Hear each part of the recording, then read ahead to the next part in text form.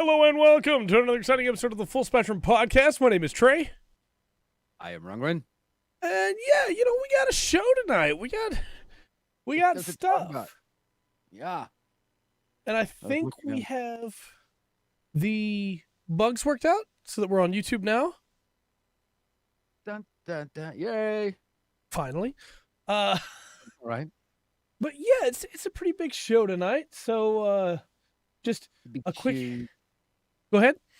I'm sorry. I was doing it. It's a big shoe. Get a big shoe tonight.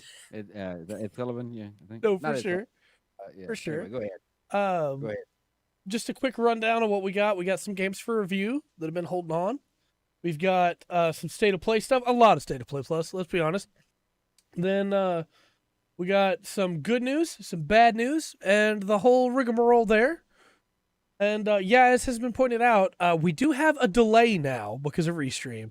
I believe it is close to a 25-second delay, but that is the best I could get it. All right. Well, we'll get better and better.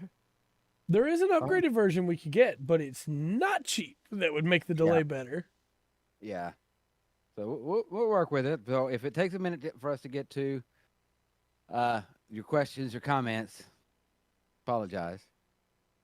About $100 a month. Just throwing that out there for the version that has almost no delay. That's how they get you. And really, I mean, there's not much more they can do depending on your internet service. So. Yeah. So even if you pay that, you might still wind up with. But, let's get into weeks. Rungren, how's your week been? It's actually been pretty good. I've been playing a lot of Lotro. I got the second album approved through the CD Baby and everything. Yes, it has been rather warm outside. Yeah, ain't that the truth? Yeah. But yeah, I've been playing a lot of Lotro. Have a lot of fun with that. Nice. Yeah, just getting lost, running around. And look, I gotta talk about this quest. It's not part of the main quest, and where it is to go find it, most people probably won't. Right. I found a little hidden location of hobbits, right? And they won't come out. Nobody's there. Finally, I find one that'll talk to me, so I go all through this town. It's this old lady. It's the leader. She's the old lady, right? So I go through the town, and I help all the hobbits out. I talk to one at a picnic about, they want to go out in the world. Do they think it'll be worth it? Of course. Deliver pies and just a lot of little stuff around it. If you play Lotro, you'll understand. It's one of the things getting on, building up reputation and stuff like that. Right. So I run around and do all this and help the town out and everything, and then it comes to the quest. It gets close to the end of this whole little quest arc. It took a couple hours to do. Took a few hours to do. And the old matriarch tells me to go around, wave to everybody and tell them bye before I leave town. So I'm doing that, and I come back to her, and she's like, "Oh, one more thing. My house could use a good dusting. Will you come inside and dust my house?" And the end of the quest, the old lady invites you in. You step inside, and there's cobwebs everywhere, and you got to knock off. Yeah. So after you've helped out the town and everything, and they don't see big people much, outsiders much. Yeah. So at the very end of everything, after I've earned the town's trust, the matriarch of the town asked me to come in and knock the cobwebs off.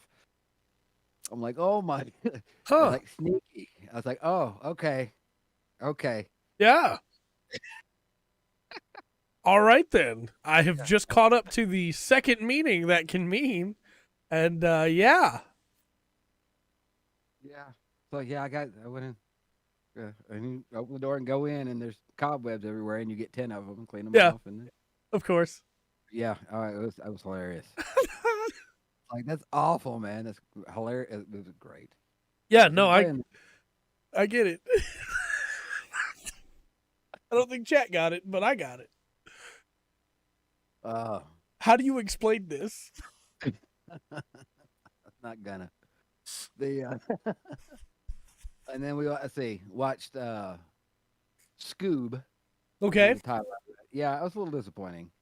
It has some really great Easter eggs in there to look at, but overall, it wasn't that good as far as Scooby Doo's go. There's some much better ones out there, like Scooby Doo and the WWE crossover. Exactly, or the there's a few of them. Mystery Incorporated. That's a good one. Yeah. Hey, Scooby Doo and the Cyber Chase is one of the best ones in my opinion. Now, I will say it is worth a watch if you're a Scooby Doo fan. Yeah. Yeah, it's worth a watch just for the Easter eggs. I don't think they quite got the characters. Yeah, that'll do it. But they're trying. I mean, they obviously, because they give so much, they give so much homage to the intro to it. So if you're a Scooby Doo fan, it's worth watching. Let's see. Awesome. Yeah, watch the Vox Machina cartoon. Okay, Legend of Vox Machina. Yeah, that was pretty good. Enjoyed it. It looked good, and of course, the voice acting was good. Oh yeah, I thought it was done rather well. Yeah, I like it's the way it's laid out. It's like you can even see Matt Mercer's influences more. Yeah, like some of the stories he's read and some of the stuff old and new that he pulls from to make his world. And I think that was one of my favorite things about it. Yeah, so I thought that was really cool. Yeah, having it brought to live because that DM, so I can understand. You go back and forth, and right. You use stuff out of history. You combine stories, and you do things like that. So it was really cool getting to see that on the and look, and it was really good to see another good D&D adaptation to screen besides the original cartoon that was on TV. Yeah. It's like a dream come true to have your D&D sessions animated, right? Hey, Will. Yeah, that would be awesome. And then let's see what else do we watch. Watch Vox Machina.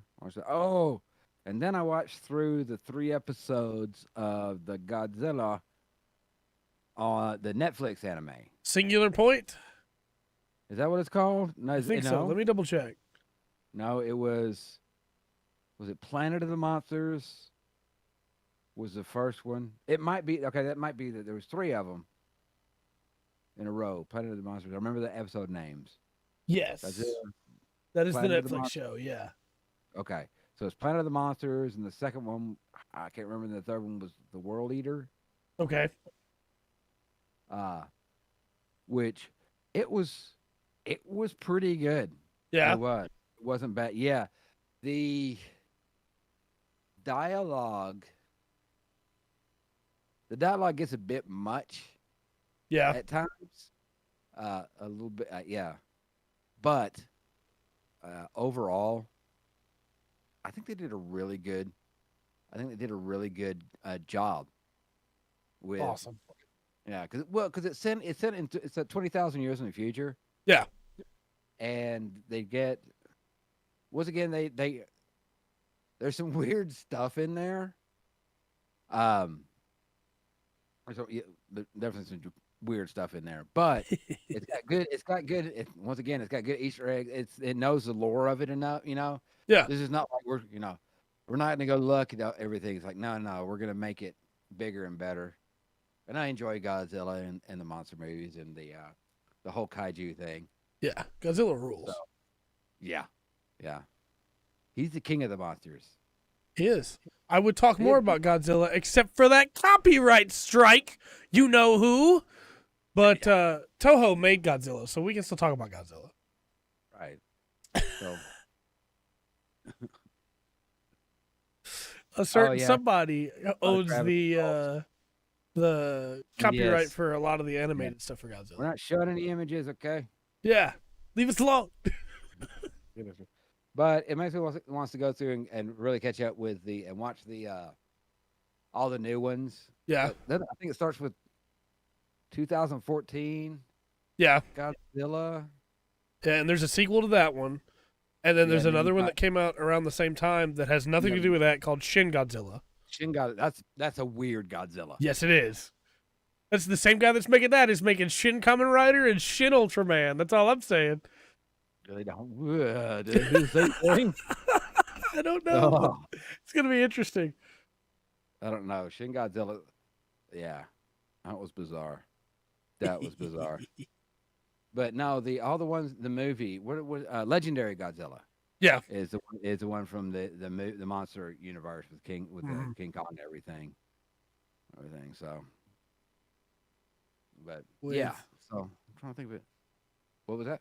Bryan Cranston was a selling point to one of those movies. Yeah, yeah. That was. I think that's the first one. Yeah, I think the first one, and then you have the on the Godzilla side. Is it Godzilla King Kong side? You have Millie Bobby Brown. Yeah. I gotta watch. Yeah, I need to catch up on them and watch all those. It's hard for me to watch stuff like Godzilla versus King Kong because in my head the answer's obvious who wins, and the movies always have to make it seem like even the old one has to make it seem like it's fair. It's like, don't get me wrong, King Kong's great, but Godzilla literally fires a laser that melts like. Well, you got the old one's got the story behind it. Yeah, and King Kong wins here, Godzilla wins Japan. Yeah, that's the story like that. But we didn't create a King Kong mythos. Right. They created a Godzilla mythos. Yeah. And the simple fact it's like, yeah, Godzilla's king of the monsters. King Kong's the one that's going to be on our side. Right. Godzilla's on Godzilla's side. That's right. And sometimes that means Godzilla will work with King Kong, and sometimes that means King Kong is getting eviscerated. Yeah. Then the whole MonsterVerse they've set up in these new, I think, is really interesting. Yeah. Do you know who King Kaiser is in Godzilla lore? I don't think so. So Godzilla versus King Kaiser is King Caesar, right? Is how we would spell it.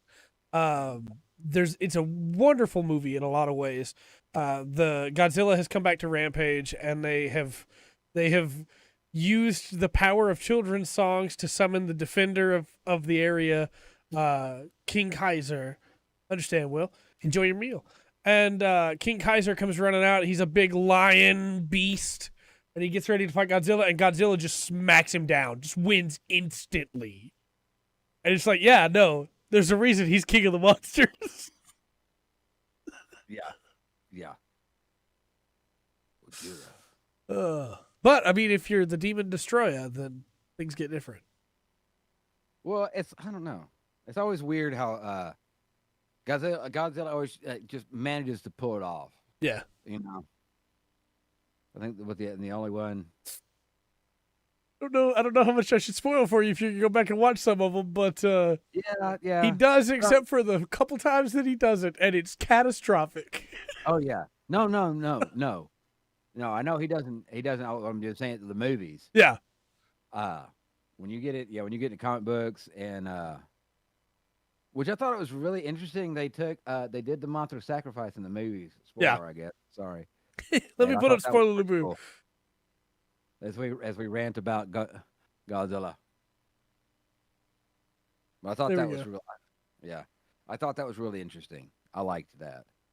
Yeah. Because that was a comic book thing. The whole thing of, hey, we're going to kill off Godzilla so that we can have another Godzilla. But that old Godzilla is going to become Kiryu, Mechagodzilla. And then that means that we technically have a good Godzilla, a neutral Godzilla that's on his own side. And then later on we get evil Kiryu and Mechagodzilla 2. So we have good Godzilla, neutral Godzilla, and evil Godzilla. And it's just, I would argue that Shin Godzilla counts as an evil Godzilla. Yeah, for sure. Space Godzilla also pretty evil. Space Godzilla has an attack in the official card game that had to have its name changed because it was called Corona Burst. Yeah, and it got its name changed recently. I'm sure. I'm sure. Oh my gosh. Yeah, you know me. I love Godzilla. I do too. It's Godzilla. What is the dragon turtle? The Gamera. Yes. Yeah. That's a vicious looking thing. Yeah. But truly the savior of mankind. Despite looking like it wants to eat everyone. But I think it turns out, from just now, I may be wrong, but it turns out I think the savior of mankind is just the monster that stops the other monster from destroying stuff. That's right. That's right. By destroying less. Yeah. You're going to go with that one. It's actually like I got into an interesting discussion that turned into a dog pile with Movie Bob, of all people, who has kind of fallen out of the public eye a couple years back. And when I say it turned into a dog pile, I mean it turned on to him sinking his fans on me as a dog pile, to clarify. But don't have a lot of respect for that guy, but I'm going to be nice. But no, the discussion was like, can they even count as heroes if they destroy stuff in the process of trying to save it? It's like, well, yes. If not for their presence, everyone would die. Yes, they kill some people trying to save the everyone. Yeah. But if Godzilla didn't fight Desitroya literally was devouring children and dragging their souls down to hell. Like... Well, also, I think it, like, once again, I think you've got like the movie Godzilla, and then you've got like the backstory, Godzilla, which the God part of his name really, I mean, yeah, they use it. Yes, absolutely. Godzilla's great. Yeah, it is, and like some for the like Godzilla's going to be a hero sometimes because if Ghidorah shows up. That's the world eater. Right. Yeah. We can't just let him be. Yeah. Godzilla might eat a city, but he won't let Ghidorah eat the world. Like, yeah. It's a lot like our elections here. Look, I would vote for Godzilla. That's all I'm saying. I would vote for Godzilla in a heartbeat. Godzilla, what do you think we should do about hunger and the crime rate climbing in the country? Just blast an entire city. Like, all right, we'll solve that problem, I guess. All right. Yeah. Gojira. He wasn't born here. Never mind. That's right. Well, that's been my nutty week. I think we jabbered on a little bit. What have you done this week, sir? I have played a little bit of Guild Wars 2. It's been a really long week. Played a little bit of Guild Wars 2. There's an event going on called Dragon Bash. That's pretty cool. You literally bash pinatas for candy. All right. So there's a dragon in the game called Zaitan, right? And the candy is called Zytaffy, which is a clever name. But you bash these pinatas, and you can do races, and you can do events. And as you do these things, you get Zytaffy that can be turned in for prizes. It has its own dailies and things like that. And it's just a fun little time. Right. It's not perfect. I think that one of the biggest issues with it is I was playing on like a level 20 character. And when you go into the arena, it boosts you up to 80 temporarily, but it doesn't really feel like it boosts you up to 80. Yes, I know exactly what you. Everybody should know by now what MMO I play. Yeah, but Lord of the Rings Online, they did epic battles. Yeah, and they look epic, and but you don't feel. Until you get like one. You're just thrown in at level 100, like, what? Right. And it's like nothing you do seems to change anything for a while. It's really weird. Yeah, because they don't give you, like, when you go to PvP in Guild Wars 2, it boosts you to 80, and you get everything unlocked. But when you go into this arena for this event, nothing new is unlocked for you. You're just statted at level 80, but you're still using, like, level 20 gear. Yeah. And so you're tickling the enemies. And so, like, I switched to a level 80 character and had no problem whatsoever. And it was like, all right, look, maybe this event should just be level 1. That's all I'm saying. Yeah. But or boost the damage. Come on. Yeah. Oh, yeah. Pokemon Go. Oh, Pokemon Go. Yeah. I downloaded that down the other day. She had sent me a. They have a code. My brain just went blank. She sent me the code so I could log in so she could get some prizes, and I got some prizes and stuff for Nice. referral code. Thank you. Yeah, got it. Oh yeah, That's for it. the Yeah. referral code. Yeah. Very cool. And then, other than that event, still just been doing my dailies, getting my gold and my stuff done. I got a character to 80 just from crafting. But I spent a lot of gold to get all the materials because I was lazy. So I got to build my way back up to that. But yeah, that game continues to be really fun. Slowly working my way through all the content.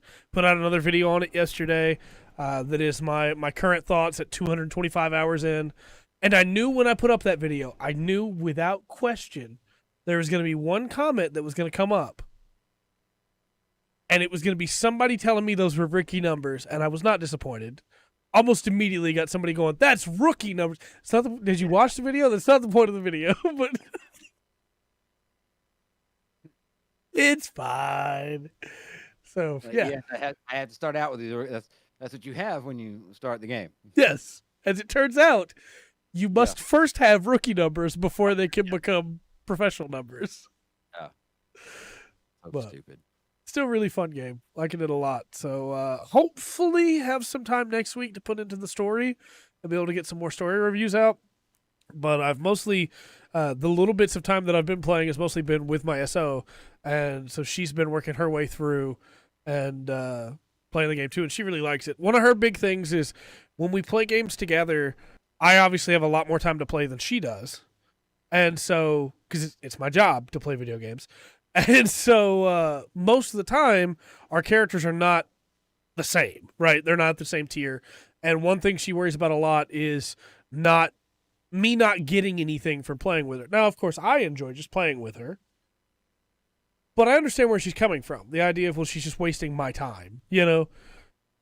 It's not that way in Guild Wars 2. In Guild Wars 2, I'm getting account-wide progression no matter what I'm doing. Yeah. See, there's stuff. Like, there's always something to do. Mm-hmm. Like in Lotro, there's always needs. There's always something. It may not give you any experience points, but it's going to count out. I mean, just to 100% one area, all the exploration, all the thing. That's a game in and of itself, right? And most MMOs have stuff like that. They do. Where you can go back through the area. Like 14, for instance, is the one that we were playing, and I still love FF14. Don't get me wrong, but if we need to do dungeons, for sure, there's always stuff I'm going to get from the dungeons, right? I'm getting stuff all the time from those dungeons. Old gear that can be turned into seals, that can be turned into other stuff. But when we're running around the world, I don't get synced down unless we're doing an event, like a Fate, and I'm not getting anything really from doing those with her other than just, hey, I did more Fates in this area. Because once you're at Cap, you don't get any new resource instead of XP in 14. Would you have you can make more than one character, yeah? Oh, yeah. And that's the go-to, is you just make another character, or you switch to another class and level that way. But you can't do the story instances, for instance, with a person in FF14 because you can't party up for those. Those are solo duties. Whereas in Guild Wars, I can party up and do her story with her. I'm only getting XP. I'm not getting anything else from it. It doesn't count as story completion for me. But I'm still getting XP, which even if I'm an 80, gives me mastery points. Interesting. Lotro's got both. Because, like, if you pay, let's say you make say you want just to be a champion. So make a champion, you're going to sword swing and everything. Throughout the storyline, you're going to have spots where it's like, hey, you can do this as a group, or you can do the solo. Right. One, you do both. But then, like, because you're a champion, when you hit certain points, you're going to have stuff where, like, hey, this old champion trainer who's heard of your exploits now has called you, and you'll have a solo little thing to go get, like, an ability or give you a nice weapon or something like that. So there's kind of a mix in that. But then again, like, I don't know. Compared to a lot of these other games, Lotro seems like fishing sometimes. Yeah, I understand. I heard that comparison. Who was that? Bright Life Gaming, I think that was who it was. A newer YouTube channel. And I thought, yeah, that's really good because there's you the only rush is if you rush yourself Right. to go through it. And I don't know, like I remember playing EverQuest and EverQuest 2, a little bit City of Heroes. Yeah. And that always felt like I was getting, you always had to go. Yeah. But I don't get that in Lotro. Maybe not at Guild Wars too, but Guild Wars always felt different to me. Right. Guild Wars felt like an MMO arcade game. Yeah, I feel that for sure. But the first Guild War for me was an MMO arcade game. Yeah, it was great. It was a lot of fun. Well, and to give my SO credit again, real quick, I think part of the problem too might be that I had already played 2,000, 3,000 hours of 14 before we ever started trying to play together. Whereas Guild Wars is, hey, I've got 225 hours now. I don't even know what some of these classes play like, really. Whereas in FF14, like, hey, I have literally everything leveled on my main character. I can go back and level a new character, but, like, I already know what everything does. Nothing's new to me anymore. I'd be terrified to see how many hours I've put in Lotro over 15 years. Right? I haven't played constantly. I've left and gone back, but over 15 years. Right. I have my 15-year frame. Nice. Frame, buddy. Nice. Yeah. Golly. But that's pretty much been my week. There's been, some setbacks and stuff with the farm and stuff going on there, and then my arm's still acting up. But so you didn't get a chance to Warhammer anything this week, huh? No, I didn't really have a lot of time. But I have my NIDs. I'm just waiting to build them. So. All right. Shoulder get better, and then you can build them. Yeah, I don't even want to imagine trying to do that right now, honestly. I've got this. It's behind the green screen. I've got a brace that I've been trying to wear. Oh no, everything's falling. To make my arm better, which I grabbed it with the bad arm, which is like the smartest thing I've ever done. Good idea. I didn't want to wear it for the podcast because I wanted to have my full freedom of movement to talk with my hands. I can't even imagine what I would do if I couldn't talk with my hands. We'll leave that one alone. No. Leave it be. Green screen's falling. Okay, there we go. So yeah, we have some reviews. Yes, we do. And I'm pretty excited for these. I didn't want to do them without you last week. Appreciate that. And so there we go. First one is Sniper Elite 5. Okay. I know how big a fan you are of Sniper Elite. Yeah. Actually, well, I don't have any inside information per se. Right. But I did get a different view. Okay. An explanation to me just on sniper games in general. So,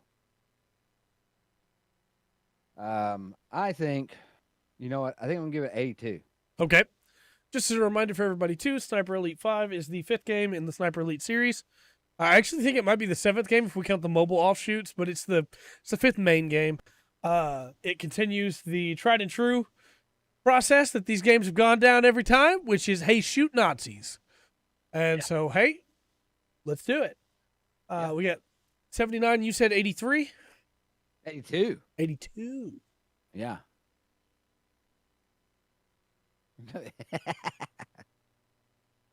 The X said we could go. The answer is 78. Yeah, we weren't too bad. All right, close. Very close. ACG says bye.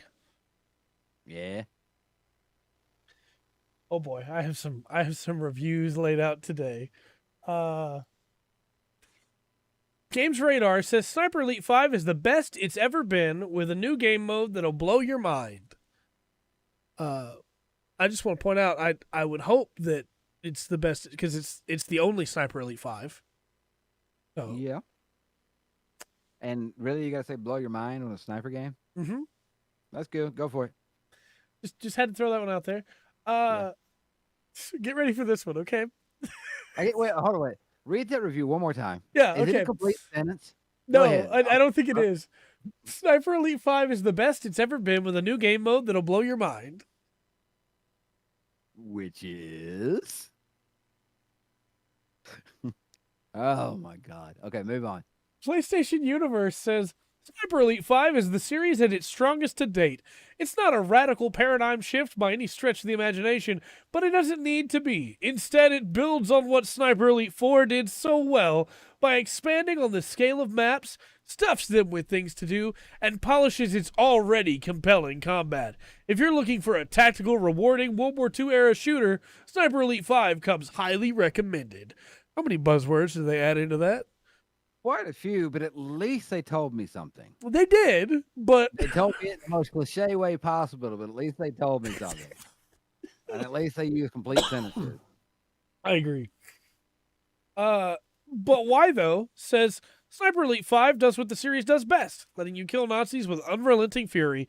You can be as strategic or guns blazing as you'd like, and the numbers of options will have players coming back for more quite often. Okay, that's a fair review. I like that. I have one more for you. There's so many others, but a lot of them are just, not to be rude, a lot of them are just the same of, hey, this is the series at its best, or, hey, we're shooting Nazis, and I wanted to bring up... I mean, that's what it is. Yeah.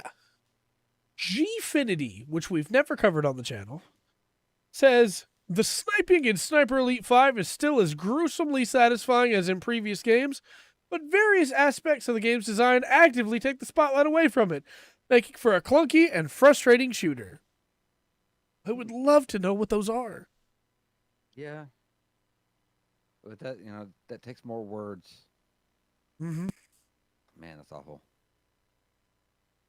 So, based on these reviews, what do you think? Do they recommend it? 62. Okay. I see you're learning more of how the recommended score works. Yeah. Good news is with the delay the way it is, most people will have time to submit their answers before they hear me give the answer. So we got an 88 there. The answer's 77. Oh, okay. It's doing okay. It's doing pretty good. But it's got a lot of sixes in a way that I did not expect. Trying to be nice, that's fair. But I don't know, I feel like maybe people are just getting burned out on this genre. Possibly, but it's one of those things where it's like, it's called Sniper Elite. Yeah. It's about one thing. It is. I don't want dragons. I mean, what do you... And I think that might be the problem, right? It is a niche thing that is not being treated as a niche thing. It's being treated as a World War II shooter. And it's not that. It's a sniper. Well, it's not that. It's not Mario. Yeah. This is, I don't know. For sure. That's a question from Will. A GM, which you have now seen. We didn't talk about that. You've now seen a GM. No beam saber, no rifle versus Godzilla. No, you have seen no GM feats. You've seen a GM get punched in the cockpit by a Zagok. Without a beam saber or rifle, I don't see how it beats Godzilla. Yeah, I think Godzilla has to take that GM down. And I'm not going to be like snooty and be like, which Godzilla? Right. Because they all have the atomic breath. Yeah. And that's going to be pretty devastating. And then if you got one of the ones that can pulse, right? Well, I got to go Godzilla on that. Yeah, I agree. It's a very interesting idea, though. I think you're going to have a beam saber. Yeah. And that's the only way you beat Godzilla. There are definitely Gundams later on that 100% can beat Godzilla. Because I'm going to tell you right now, it gets crazy in some places. It gets anime. Well, see, yeah, I'm sure it does. But then once again, that goes on to, like Shin Godzilla. Right. I agree. Okay. Well, yeah, technically, you killed it. You got about 30 minutes. Yep. Okay. Yep. So, yeah, I don't know. Next up. That'd be good. That'd be a good fight, though. It would. It sure would. Next up, we have... Oh, go ahead. Sorry, I think I'd No. rather... Please go ahead. Somebody's going to animate that out and show it. I think I'd rather just do Ultraman versus Godzilla, please. And just make that awesome. My heart... Wipe out the city battle, you know, somebody's got to get thrown into Mount Fuji. Yeah. Yeah. Does that and like knocks down the snows of Special Mount Fuji. beam versus atomic breath. Yeah. Yeah. Gotta have that moment where Ultraman like grabs Godzilla and tries to suplex him. Yeah. It'd be great. Look, all I'm saying is Ultraman Taro went back in the day, cut a lizard monster into like 5 pieces with his headpiece. Ultraman is rough sometimes. Yeah. Yeah. All right.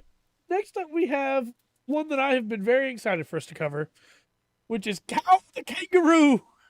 How could a cow be a kangaroo? How do you feel about 3D platformers, Rundgren? Well, I think it's kind of a loaded question. Some of them I like. Some of them not so much. Kao the Kangaroo is a throwback to old school 3D platformers. And people have tried throwbacks to old school 3D platformers in the past. Things like Balan Wonderworld. Yeah. Can you jump? I see it. Things like Ukulele. Things like A Hat in Time. To mixed success, right? Yeah. But I mean, since the genre's come out, it's been really hit or miss. Yes. You know, for every Tomb Raider, you have a Balan. Yes. You know, there's a couple of the Spyros that really stunk. Right. Absolutely. And not everything can be Gex or Croc, Legend of the Goblos. Right. You know? Yeah. And so you got lots in there. So it can be done. Yes. It can be done. Beam rifle one-shots. I mean, I think you could make a very good argument that the beam rifle could probably put a hole in Godzilla. I don't know if it one-shot, but I think it could probably put a hole in Godzilla. Does he have the shielding? If he has the shielding, that plasma rifle's not going to... The beam rifle's not going to do anything. Right. But if he doesn't...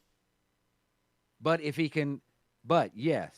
If the gun driver knows to get around and maybe blast a dorsal fin... Yep. Or shoot him in the mouth... And then blast him before the dorsal fin can regrow. Yeah. So maybe 2 shots. Yeah.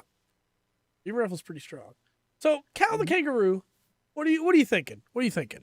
You can jump in Kao the Kangaroo to answer the question, by the way. I'm gonna go with 78. I don't have much hope for 3D platformers. Okay. At this point. 78? I think the beam saber for sure cuts into Godzilla. Yeah, cuts through. I think so. Okay, I'm going to give everybody an additional second with the delay. And the score is 69. Well.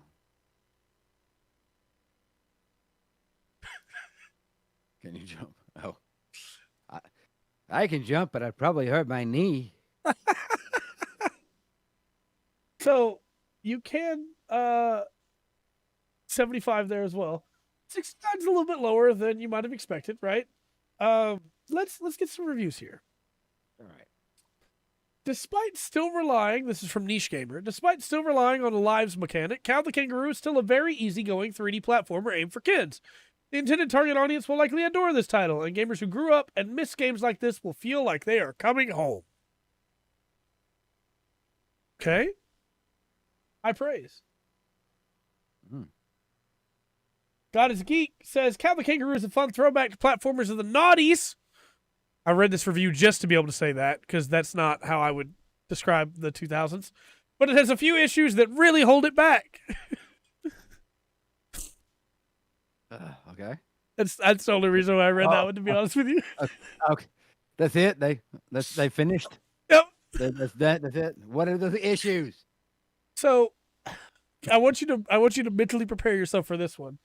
Because Game Informer has a do you enjoy waiting in the rain kind of review here. I initially thought that Kao the Kangaroo would, at the very least, be a great recommendation for younger players. Then I remembered that I and generations of kids cut their teeth on games like Mario, Crash Bandicoot, or Ratchet and Clank. Kid-friendly platformers that still offer plenty of mechanical depth, polish, and design creativity. Children are much more capable than we sometimes give credit for, and Kao's by-the-numbers design would likely bore all but the most nascent of gamers. Kao the Kangaroo isn't a total disaster by any means. It just feels aggressively average and forgettable, which sadly has been the case for the mascot for years. Okay. But I would say I didn't like it. No, just again, you didn't have to do this. You could have just explained 70 or 69. I got one more review for you here. Right. Which is Kakacho Pare says, Kao's 2022 venture is serviceable and by the numbers at best. Its developers have their hearts in the right place in using this 2000s mascot in their new 3D platformer reboot, but this sure isn't even a bronze medal effort if we're being honest. Oh. Oof.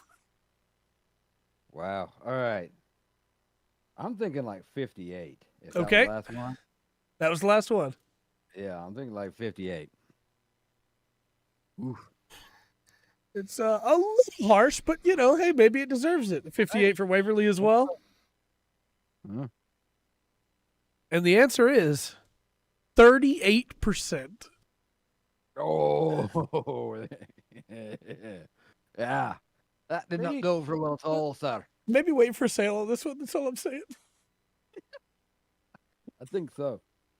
Dang. Oh. Well then.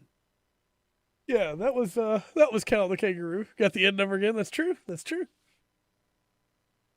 So next up we have announcements, and because there was a state of play, there's a lot of them. Yes. I kind of just want to run down these as like state of play, but I should probably like parentheses what we're talking about. It started with. Oh, go ahead. Well, I was just saying this is a list of what what they want to put out as their flagships. Yes. Flagship games coming out, big games coming out. And I think that's a very important thing to remember with a lot of these. I mean, just look at the list. Yeah. I mean, go ahead. You can go ahead and run down it. And if you do, I mean, a lot of these names are just so familiar. Yeah. So it started with RE4make, the RE4 remake. Yeah. We got a release date on that, March 24th, 2023. Gotta be honest with you, this trailer didn't do anything for me. Yeah, I don't know. I don't understand why to pick a remake to put out on that. I don't know. I mean, that was a good one. Yeah. It looked good as is. Yes. And RE2make was incredible, right? It was a new rendition of RE2 that kept all the features of the old game and added some new cool stuff. Everybody loved it, right? RE3make cut about 3 hours of content from the game for no reason, as far as we could tell. And so everybody's concerned about RE4 remake right now. Is it still going to be the same game? Because if it is, that's great. But I can play RE4 right now. I don't need updated graphics for that because, like you said, it still looks really good. It's a good looking game. It was a good looking game at the time, and I'm pretty sure they updated. There was a re-release of that one already. There was on the GameCube, PlayStation 2, and original Xbox, I believe. It might not have come out on original Xbox. It might just be. I know it came to 360 later as an arcade title. When it come back to? I thought it was re-released on the 360. It might have been like full-on re-released because I know it got a definitive edition years later. Yeah. Whew, I don't know. RE4's come out a lot. It has, and like I said, it was a really good game. It's got a lot of. That might be the most memed. Oh yeah. Oh yeah. What are you buying? Leon. The snake in the tunnel. Mm-hmm. Yeah. Look, RE4 is great. So we'll see if RE4make is any good, but it's coming March 24th next year. Yeah. We'll see. We also got a bunch of VR2 stuff for the new PlayStation VR2, starting with Resident Evil Village coming to VR2. I want to throw this out here right off the bat. I think it's fine to show off VR2 stuff, right? But we still don't know the specs of VR2. We don't know how big a space it's going to take up in people's houses yet. We don't know how expensive it's going to be. So it's kind of just like, oh, well, that's cool. I don't know if I can afford it or not. I don't know if I have the space for it or not. Yeah. I don't know. But if you have the space for it and can afford it, you can get close up and personal with Lady D. So yeah. Talk about people screaming for mods. How could you resist this Resident Evil Village in VR2? We also got... I'm sorry, I remembered what it is and laughed. Walking Dead Saints and Sinners Retribution coming to VR2. Because that first Walking Dead VR game sold so well.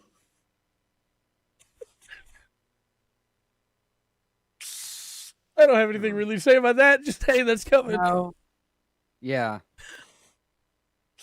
Then No Man's Sky VR2 is that's actually could be really cool. Yeah. I'm pretty stoked for that. I recently, as in last year, dipped back into No Man's Sky and was really impressed with the amount of updates that had come out that are all free. And so a VR version of that could be really fun. Yeah. After the initial launch, they fixed that game. Yeah, they make good on it. Yeah. And then I'm so torn on this one, Rundgren. I'm so torn.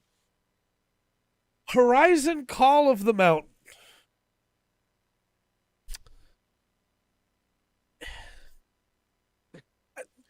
What is the purpose of this? It's a theme park ride. To show off VR2. Yeah, that's literally what it is. It's a theme park ride where they give you a bow. Yeah. And I don't know. Unless it comes packaged with it, and it might. It might. It might that might be the thing. It might just be so you have something when you get the VR2. Yeah. And it could be it's more than that, but that trailer did not tell me that. So from there, though, we get into... Oh, go ahead.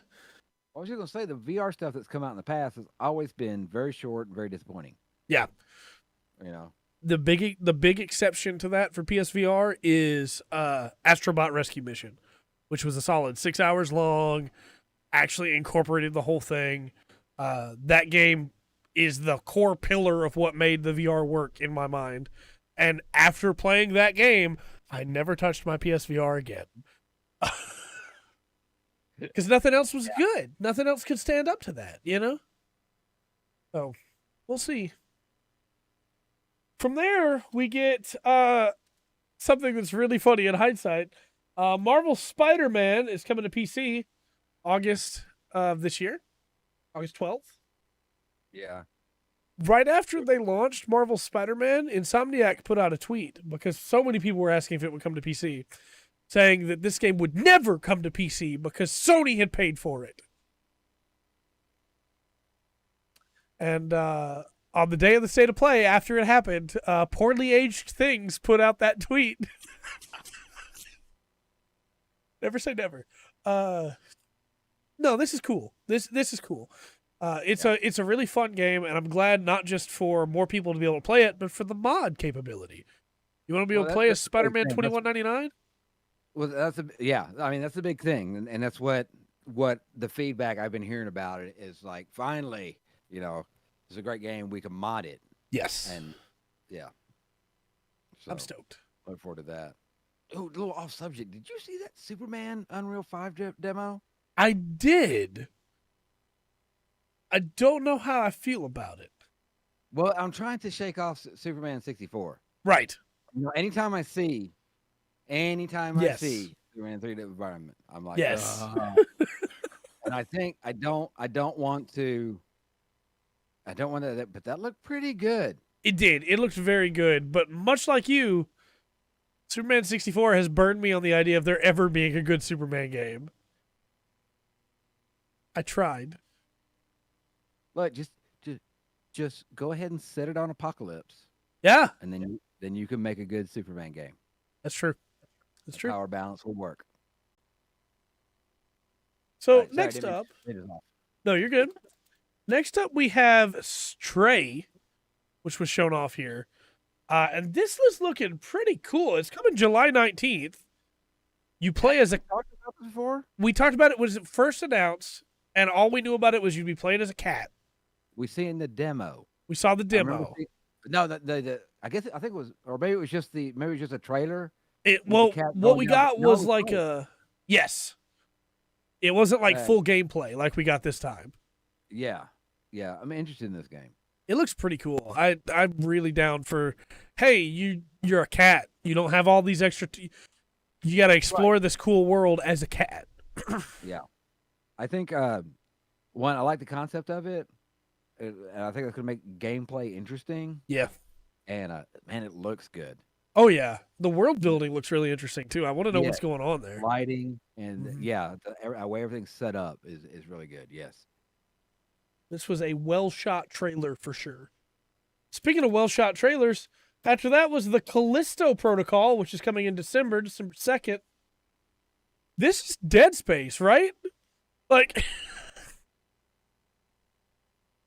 this is Dead Space, but we didn't get the rights to make Dead Space, right? Sony would never do anything. And honestly, it looks good. Like, that's the thing. It's not just a Dead Space knockoff. It actually looks good. Yeah, man. I think that ties into the discussion we've had a couple of times, man. It's like if you're making a game to look good, you have no excuse at this point in time in history for it not to look good. Right. Absolutely. I really want to play this, and not just because you get to play in space with, like, prisoners turning into monsters around you, and it's just Dead Space, but also just because, like, the trailer was well shot. The gameplay segments were cut up really nice. It really has me interested in a way that it's really hard to get me interested in shooters nowadays.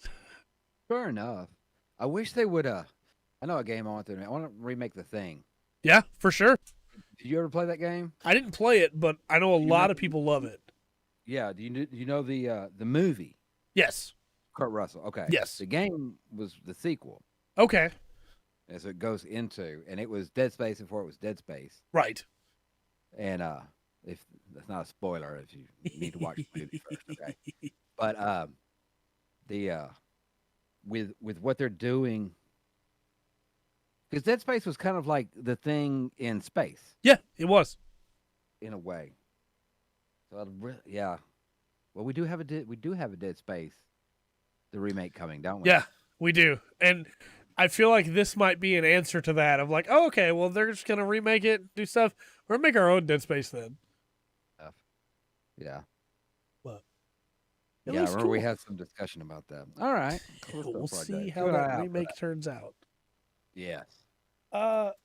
Next up is one that's not really my personal cup of tea, but did look interesting, and that's Rollerdrome coming out August 16th. Now, is this in a sphere?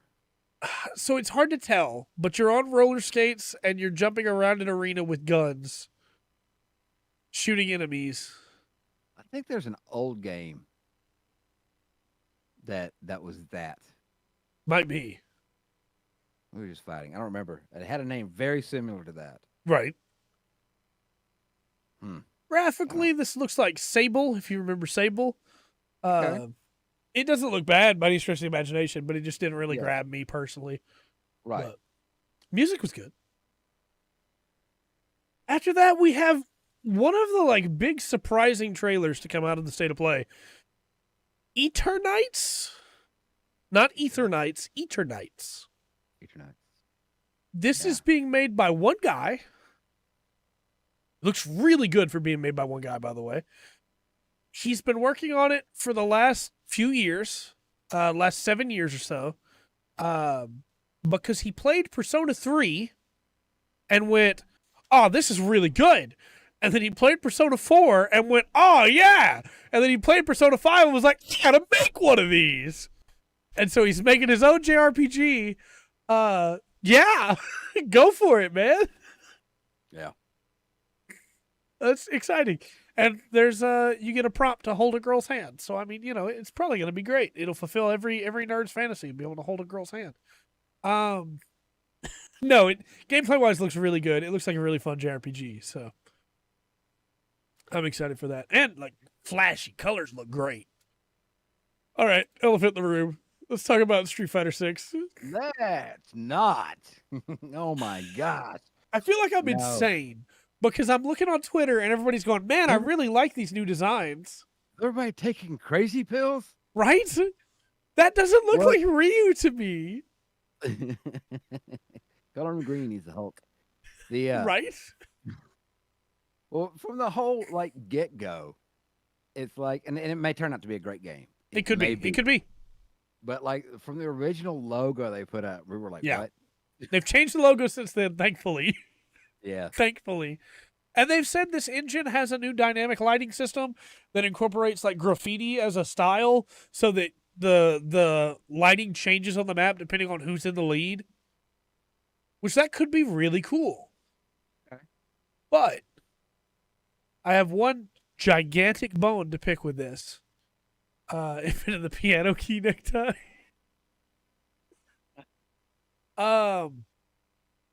Why did they make Ken get divorced?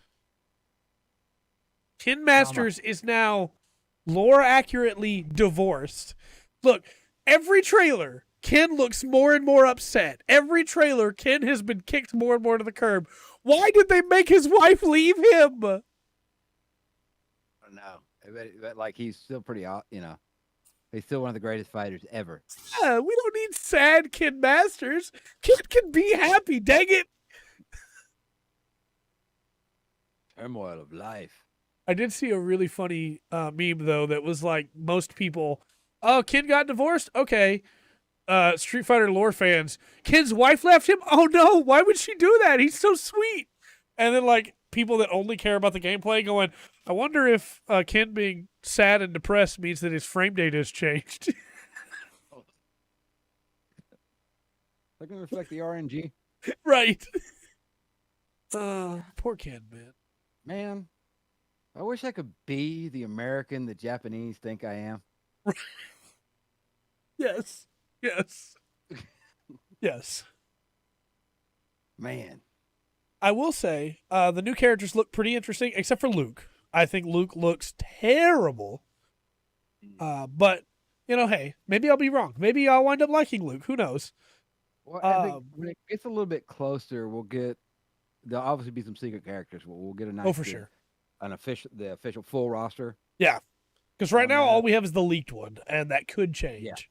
Yeah. I do want to say too, real quick, the people that are going, hey, Street Fighter finally has a black character because of Elena, or not Elena, the new character, whatever her name is. I've just completely forgotten Elena exists. What about DJ? And the boxer. Yeah, Balrog. Balrog, thank you. Yeah. What do you mean? Why are you getting rid of all of them? Those characters are great. Yeah. So anyway, yeah, Street Fighter 6 could be incredible. Could be incredible. We'll see. Yeah, could be. Tunic is coming to PS4, PS5. Which is cool. Yeah. Again, it's Zelda-like that I personally never got to play, but I know a lot of people really like it. And it coming to PS4 and PS5 is pretty cool. So, this next game is really interesting. Season, A Letter to the Future. This is coming in autumn.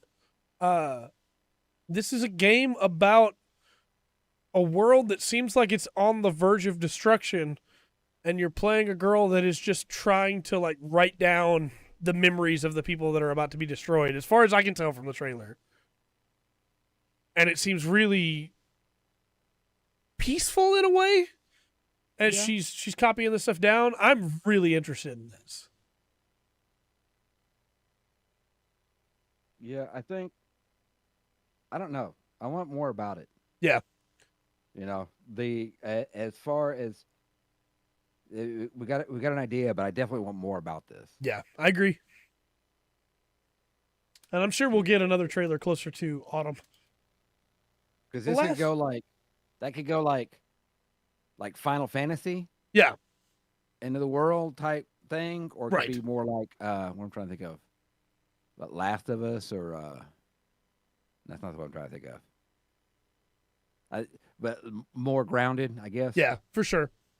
Yeah, I like to see where that goes. In the words of Aragorn, we shall see. There we go. You couldn't hear it, but I played the "We Shall See" soundbite. Oh. Finally, for like big trailers, because we do have one other thing from State of Play, but I put it in the news because it's not a new trailer. It's not a new announcement, really. Final Fantasy 16 got a new trailer here with a bunch of new information and a release date. It's coming summer of next year. Which surprised me. I didn't expect us to get that quite so quick. Right. It really, it feels like Naoki Yoshida is, how do I word this nicely? It feels like he's proven himself to Square, and so when he says, I want it out by next summer, they went, okay. Which is cool. It's crazy to me. Well, I think Final Fantasy 14 is definitely a success story to be admired. Yeah, yeah. That is a turnaround game. It is. And the man seems to be able to inspire his employees to push for the extra while still giving them time off and not crunching them.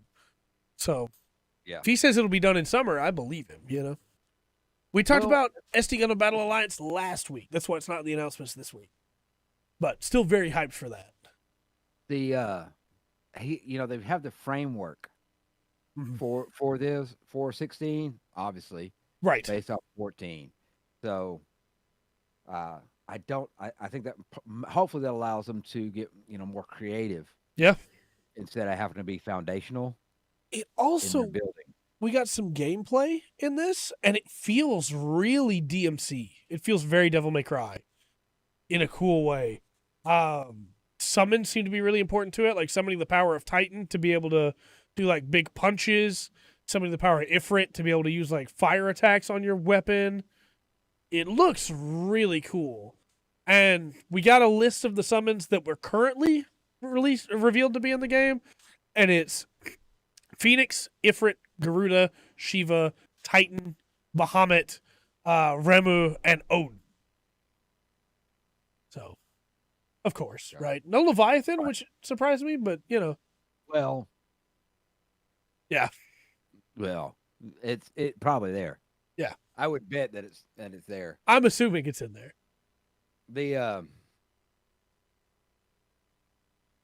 I don't know. It looks so Final Fantasy, right? Yeah, it does. So I'm wondering. I'm kind of wondering what, like, at the end of the day, what the minimum specs are going to be. Like, what kind of computers you have to make that look beautiful. You know what I mean? Mm-hmm.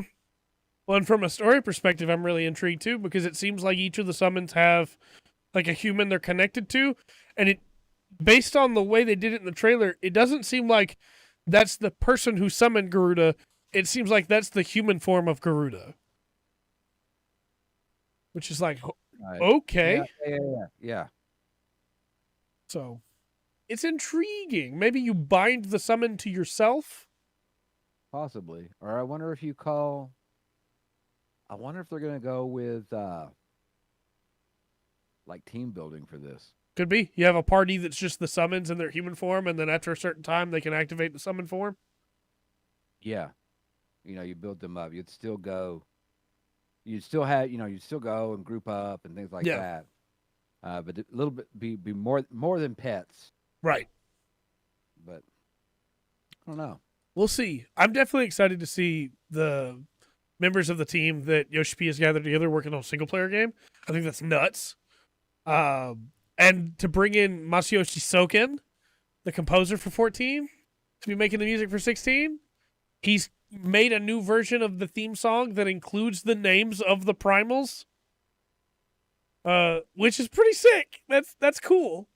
Very nice. So the music is literally going, Odin. All right, yeah, I'm in. You got me. But yeah, pretty excited for that. And then, of course, as was pointed out by Will, very stoked for the Gundam games that are coming. So it's gonna be a pretty good year for video games.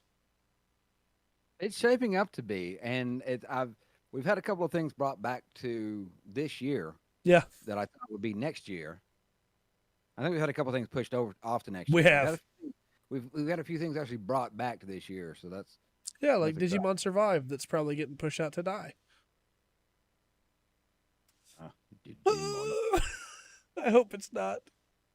Finally, for announcements, we have the Humble Choice games for this month.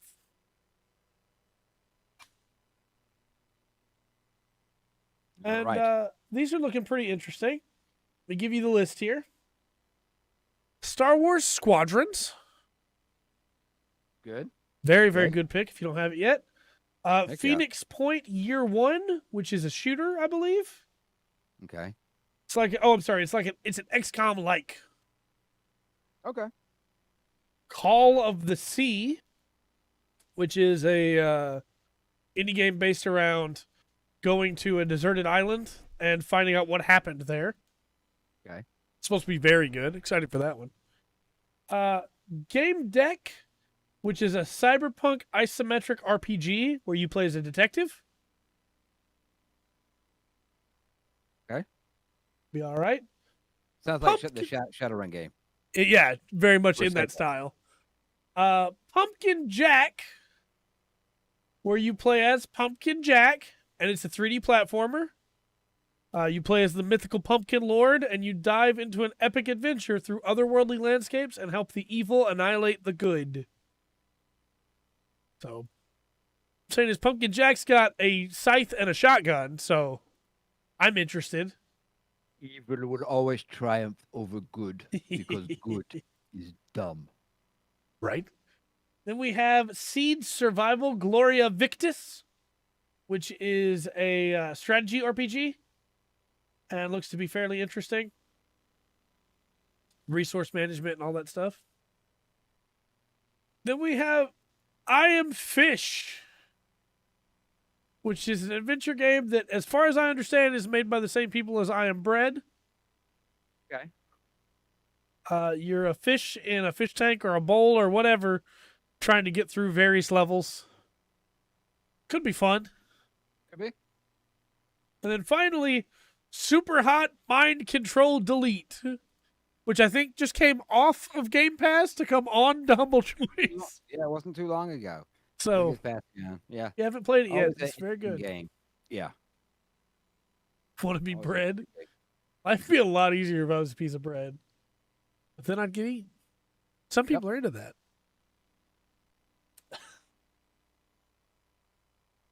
All right. Just turn that counter over for how many hours till we can bring up Vor again on the podcast. Let's get into the news.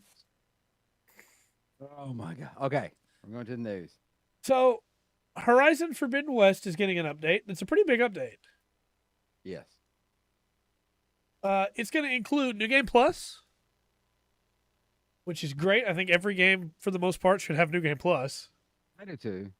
So For the glad most to have part, that. It's also going to have like new variants of weapons in New Game Plus, which is pretty cool.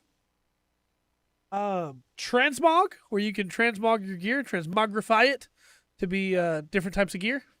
Yeah. That's good. Cosmetic. The ability to reset your skills. Yeah. You can pick up a different play style, get your Yep. points back. That's nice. And then an ultra hard difficulty. Yeah. It's good stuff. Coming for free, so you know. Yeah. Well, they'd mentioned the ultra hard difficulty, I think, last year. Yeah. Remember. I still have yet to play that game, but I probably should. I get open world fatigue so easily, and yet I play MMOs. Yeah. Man, this next was weird. Let's talk about Giant Bomb. Yeah. Okay. So the guy that started it is no longer there. Right. Jeff Gerschmann. I guess co- technically one of the folks that started Yeah. it. Jeff Gerschmann, who co-created Giant Bomb along with Ryan Davis, who of Yeah. course passed away many years ago. Incredible credible personality, is missed very much still. In the years with Ryan Davis there, Jeff Gerschmann, the two of them gathered a team of some of the biggest and best in the business at the time from a bunch of different outlets, including you had Vinny Caravella, Patrick Klepek, Alex Navarro. I'm trying to remember all the names, but many of those people have since left and gone to do other things. The big ones like Vinny Caravella and Alex Navarro, who were there from the beginning, basically, went and made their own thing called Nextlander a couple years ago. I think it was a year ago to the day, maybe, they did that. And Jeff Gerschmann did not leave when everybody else left. Giant Bomb went through a lot of restructuring over the years. It was their own thing that they made because Jeff Gerschmann was fired from GameSpot when he would not give Kane and Lynch 2 a bad review, even though he thought the game was bad, because Square Enix was paying for a bunch of ads on the site, and GameSpot was afraid that it would hurt their bottom line. Which is why he had such a big following at the time, because he put his foot down and said, no, I won't do it. Fire me if you have to. I'll make my own thing. And he did. Yeah. However, unfortunately, not very many years after, Giant Bomb was bought out by a company who then sold it to the same company that owned GameSpot. And then both were sold again to a new company, and that's when a bunch of the people left. The understanding has been, without words, that they're restricted in what they're allowed to make by what the company says they can make, and that's why people left, because the company was not that before. Giant Bomb was a thing where they could make whatever they wanted. Yeah, you can say the game sucked. Yeah. If the game sucked. And the wording of the statement, I've been a fan of Giant Bomb for many, many years. Probably since 2010, I would say, and the site launched in 2008. So, Giant Bomb has always been very unofficial. They had literally one of their shows is called Unprofessional Fridays. It's very much just, hey, we hang out, we talk video games, we have a good time. Whenever somebody leaves, it's always like, hey, I'm leaving.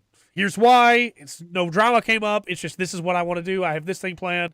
And it's always written by the person who's leaving. Except for this one. Yeah, this is the most vague thing. Yeah. I don't want to read the whole thing, but just a quick hit here at the start is, starting today, we want to enter a new era of transparency with you, the Giant Bomb audience. So here's what you need to know. Giant Bomb and Jeff Gerschmann have agreed to go our separate ways. Yeah. Coming off of this news, we find out that Giant Bomb has hired, as the new chief director of the site, Dan Reichert, who used to be a member of Giant Bomb, and his whole crew that were freelance doing their own podcasts, which are some great people. I love Dan Reichert. Dan Reichert's a hilarious guy. I just hope he's not stifled the way that it seems like Jeff Gerschmann was. Because Jeff Gerschmann has now gone, all right, yeah, I'm making my own thing. Again, I got a Patreon. I'm streaming on Twitch. It's just Giant Bomb in name now. And yes, it is. It's not the only thing that's happened to. This happens to other IPs. It's just... What's the Achilles ship problem, right? Yeah. How much of the ship is left? If I replace every board and take all the old boards and rebuild the ship, which one's the original ship? Yeah. Right. Because this is not that ship, but it's looks like that ship, roughly, you know? Yeah. But it's not. So, we'll see how things go. They're not giving, and this is not, they don't have to. It's a business, right? They're not giving people refunds on their subscriptions if you have a subscription to the site. Even though basically the entire team has changed. But personal recommendation, I mean, you're not going to get refunded anyway, so I wouldn't say just rush an unsub. If you're a sub, I'm not, but maybe give Dan a chance. But one of the problems is that, you start out saying being more transparent and give nothing. Yeah, that's the thing. They don't explain anything that happened here. Yeah. They just go into like, hey, now we got new people. Ha ha. There is no 2.0. This is just Giant Bomb. See you tomorrow. And there's no sign off as to who it is. Which it's always had, you know? So it's just really strange. Again, no bad blood here at all for like Dan Reichert. That's a huge opportunity for him if they let him make what he wants to make. And he gets to pay his employees. Yeah. Yeah, no, not against him. It's just the statement of that letter. Yeah. You know, like settled out of court for an undisclosed amount. Right. Yeah, okay. It also, like, timing-wise, it was a big thing at the time when a bunch of the other people left that were the old guard of Giant Bomb. And Jeff Gerschmann put out a thing saying, hey, I wish him the best. Wish I could go with you. And it just feels like this might be a contractual thing where, like, he had to make it another year. Possibly. And then he just pieced out. Yeah. Like, I ain't signing nothing. Right. He's already got, like, a co-host lined up for a podcast with Greg Miller, which is a big name in the industry. Again, he's got his own Patreon, his own Twitch stuff going on now. So we'll see how it goes. It's just really weird to go, hey, we're not a new thing. We're the same thing. But we don't have any of the people that you know. I mean, I guess Jason A. Stryker and Jana Showa are still there, and Dan's back, but that's it, right? Otherwise, it's a whole new team. All I'm saying is after Transformers, the movie came out, the original cartoon. Yeah. Nobody liked Transformers anymore. Right. It wasn't Transformers because they had a whole new team. That's right. Nothing against the new Transformers. Right. They just weren't the old Transformers. That's right. That's very true. Cup was no Bumblebee. That's all I'm saying. Yeah. So that's where we are with that. We'll see how that goes. Next up, Keyword Studios Edmonton has unanimously unionized following the Raven Software union of a couple weeks ago. Yeah. Now, for anybody who doesn't know, Keyword Studios is a QA team. And they've done QA for a lot of games, but their big company they do QA for is BioWare. They did QA for Mass Effect 3, including all the bugs that it launched with. And they did QA for Mass Effect Andromeda, including all the bugs that it launched for. And the fact that they have now unanimously unionized tells me what I've always believed about Keyword Studios, which is that they're not getting listened to. They're telling BioWare, hey, look, you got these problems. Yeah. And they're just being ignored. We've talked about these complaints at least twice in the past year. Yep. Dealing with the quality assurance team, but pretty much being ignored. Yeah. And, yeah, it just doesn't, they're there for a reason. Yes. And yeah, they're there to be annoying. Yeah. They're supposed to bother you. Yeah. Now, and you don't have problems and have to worry about patches on launch day. Yeah. There was a lot of talk about this afterwards of, well, what's going to stop BioWare from just not using them now? Nothing. There's nothing stopping them now. There never was anything stopping them from not using Keyword Studios. But I want to give you the little thing here, because Keyword has actually been in talks to do this since March. So if things had gone differently, they could have been the first gaming union. Basically, there was a return to office order, and this might sound familiar to you because it's very similar to what Raven Software had to go through, where BioWare basically forced them to commute in the middle of what is going on in the world.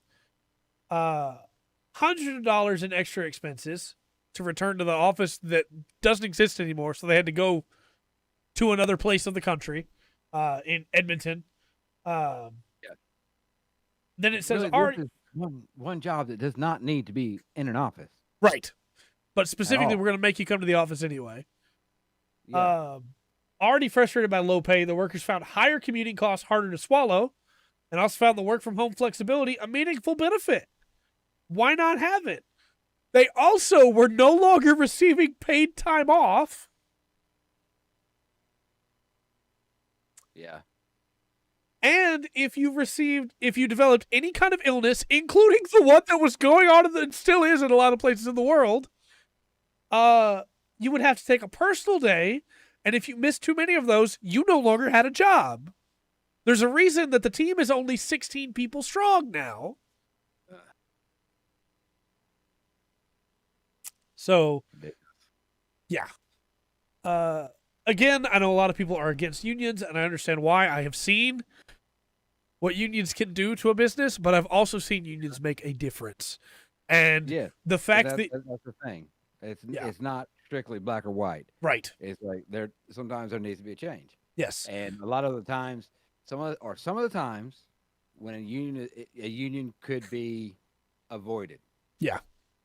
You know, with some decency. Like this is Q&A. This is finding bugs in the game, making a report, sending it in, probably by email. Yeah.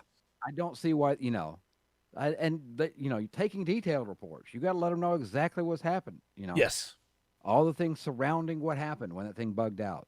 Right. Your system, everything that runs. I mean, it's not, it's like, oh, hey, for some reason my guy got stuck here. That's not going to work.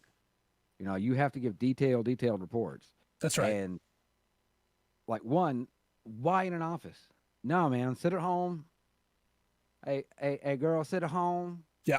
In your pajamas, whatever you want to do, Your job doesn't require you to come to the office. No, it doesn't. And let me know, let us know what's falling through the cracks. Right. We're missing. Because that's the job. It's well documented in the games industry that QA is not treated as well as they need to be. They're not paid what they need to be. Promises are broken to QA teams all the time. Unions will happen when that continues to happen and upper management does nothing to fix it. Well, it's the it's the difference you treat it started with the game testers, right? Yeah. Game testers after especially when you get into the PS3, PS4, the Xbox, 360, Xbox One, these newer ones where testing a game that has hundreds of hours of gameplay. Yeah. You're not. Yeah, in the old days, it was you handed it to your buddy. Right. Yeah, run through this Pac-Man game. Mm-hmm. And they run through it far enough, and they hate it, and they bug on me. Okay, take it back. That's not the way it is anymore. Nope. And it's not what they expect, and that's why QA departments and companies have been developed to try to be professional about it. Absolutely. There was a story not that long ago. I say not as in when Skyrim originally released, of a QA tester that ran that very first Draugr dungeon. Yeah. 75 times a day, 6 days a week. Yeah. Every build he could think of, moving to different corners to fight things in, firing arrows from different spots in the dungeon.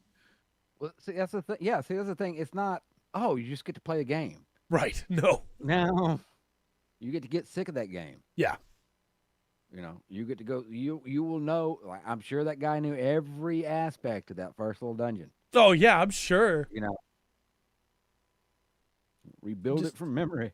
Just pay your people well. That's all. Yeah. And look, I'm not just, if you've got to, if your pay is low, you've got to have something that balances that out. Yeah. Being able to stay at home. Yeah, that balances out. I agree. Is a pretty good especially thing, with gas prices the way they are right now. Exactly. If you can save if you can cut out a commute and save your people, save your folks some money. Yeah. And save you some money. You don't have to run an office building for it. Yeah. And it could even save on things like childcare, Yeah. Yeah, it makes a difference. It does. You know what else makes a difference? Actually finishing a game? Yeah, I was going to say transparency and knowing what's going on. The Prince of Persia Remake has been delisted from a lot of outlets. We joked about this 3 weeks ago, maybe 3-4 weeks ago. Is this thing even coming out? I do believe I said at that time it's never coming out. Right. It's kind of like the Guns N' Roses album, Chinese Democracy. Yeah. Which I always thought was a joke. I never expected them to put out an album, Chinese Democracy. I thought it was like, they named it that, people, because it's not going to happen. Right. But No, they it actually did. put out. It did. Yeah. But Yeah, it wasn't very good. Yeah, So- but yeah, Prince of Persia done. I don't. the People rumors want are this game. right. People pre-ordered it. Yes. The rumors are it's been unlisted because it's going to have a new SKU, because it's going to have a new box set, and that's why. But Separate SKUs. Well, a box set's going to have its own SKU. What does that yeah. do with the game? Why That unlist makes it to begin with? no sense for it's not going to unlist just the game package. Right. And I saw some people saying, well, they had to unlist it because you can't. It costs money to list things in your store. It's a digital site. The only reason you unlist something is if you got information saying it's not happening, or Yeah. you need that SKU number for something new. And personally, when we can generate new SKUs, I don't think it's that. Yeah. Trust me, I've had to buy a SKU. It's $20. Right. The dog has just climbed in here next to me. Well. Cyberpunk I think- 2.0? Maybe. Maybe. Oh. So yeah, Oh, God. we'll see where that goes. Next up, the Capcom Showcase has upset some people. Which is it's pretty easy to do. I'm just It is. If I told you that Capcom was going to be having a big showcase talking about some of their biggest and best, would that be something that you just go, okay, yeah? What kind of stuff would you expect to see there? oh man. All the Street Fighter stuff, a lot of the Marvel stuff. Yeah, It's Capcom, man. maybe How long some they new been around? announcements. Well, yeah, maybe some new stuff, but you've got some really good IPs there. Yeah. Capcom carries the reason we have tournaments, professional gaming tournaments, is because of Capcom. Exactly. You know, Unfortunately, the showcase is not going to have anything new. No new tournaments or anything like that. No new trailers, no new announcements. It's all going to be 35 minutes of news and in-depth updates on previously announced Capcom games. And there's nothing wrong with that per se, yeah, but that's not what the Capcom Showcase is. The Capcom No. Showcase has been, hey, here's our cool new stuff. So people are a little upset. yeah. I think realistically we're Not looking at... quite. It's not quite "you all have phones, don't you?" moment, Right. But it's not far off. Yeah, it's don't call it the same thing, or don't have the precedent of just new stuff. Like, Yeah, mix it in. But, we'll probably get some Monster Hunter stuff right before Sunbreak comes out, so that's nice. But, yeah, it's... A lot of people were hoping from this that they would get Dragon's Dogma 2, which we know is being, considered because there were some trademarks that were made. Yeah. But yeah, there's no new announcements here. This is just going to be the stuff we already got. Some people were going, hey, maybe this is the chance for 20th anniversary of Battle Network. Maybe we'll get a big Battle Network collection like we did the other Mega Man games. Nope, nothing new. And it really has kind of killed the hype for this. Yeah. It's well, all right. I mean, Nothing new. Nothing new. Hopefully they make up for it in the fall. hopefully. Hopefully they make up for it in the fall. I don't know if they will or not, but we'll see. We shall see.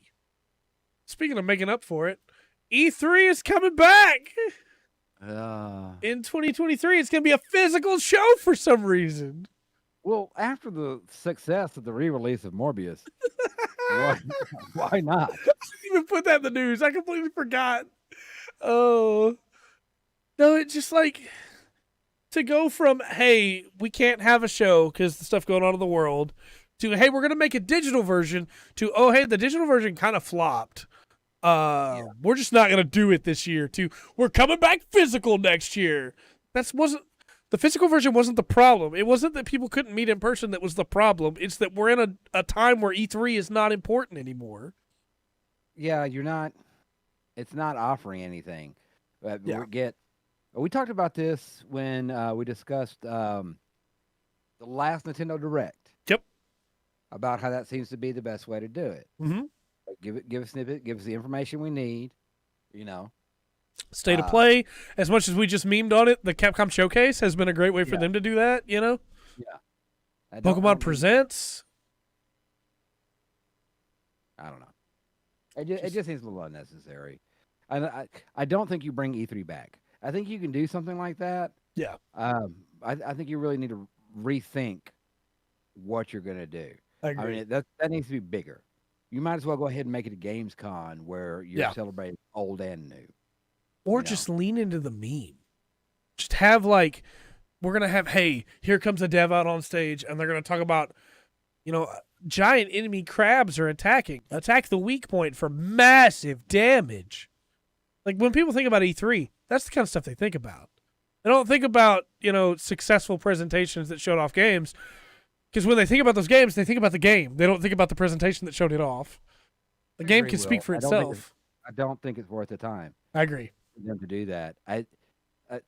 Just make it E3 Direct. Yeah, I agree. And or something to that effect. Like I said, with State of Play or Nintendo Direct, the thing that they're doing. This showcase and this pomp and circumstance is unnecessary. Yep, I agree. We're really, especially when we have so many like I said, Nintendo Direct, State of Play, where they just get to the meat of it. Mm-hmm. Also, maybe it's just my selfishness, but E3 week is literally hell for me every year. And I guess not literally hell, but it's pretty close. Right. It's so much better to me to have news drop over the course of the year than it is to have everything drop all at once. And then halfway through the year, most of those outlets go, well, we can't make it this year. We'll have to push it back. We just said we could make it this year so we could be at E3. Right.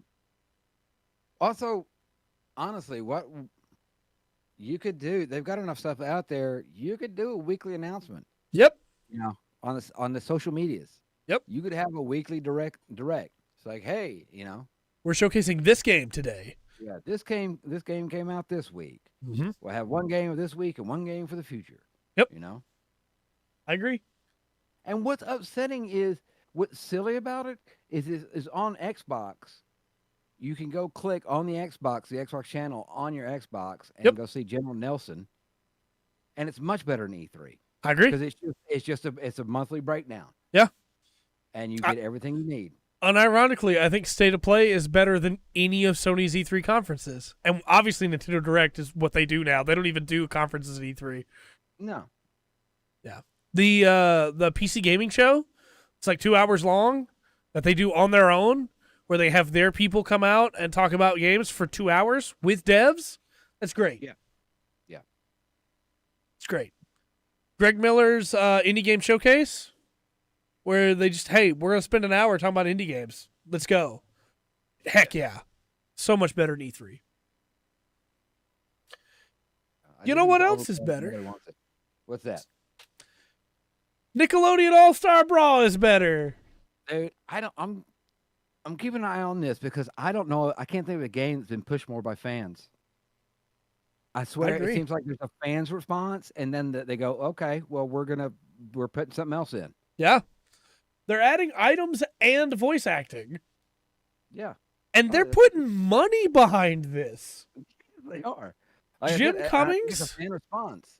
Tom Kenny? Billy West? Yeah. So I have a list of the people that are not back for their characters, basically. And it's pretty small. The list of people that are back is huge. So we have Nigel Thornberry does not have his original voice actor. April O'Neil does not have her original voice actor. Aang and Toph are voiced by new child actors because their actors are adults now. And then Oblina and Powdered Toast Man, their actors have passed away. So they have new voice actors. And then Reptar has the voice from the new animated series, not from the old one. But that means Shredder, SpongeBob, Cat Dog, Patrick Starr, Sandy Cheeks, Is mayonnaise an instrument? Invader Zim, Cora, Lincoln Loud, Lucy Loud, Helga Pataki, Michelangelo, Leonardo, Garfield, Ren and Stimpy, Danny Phantom, and Ginny all have their original voice actors.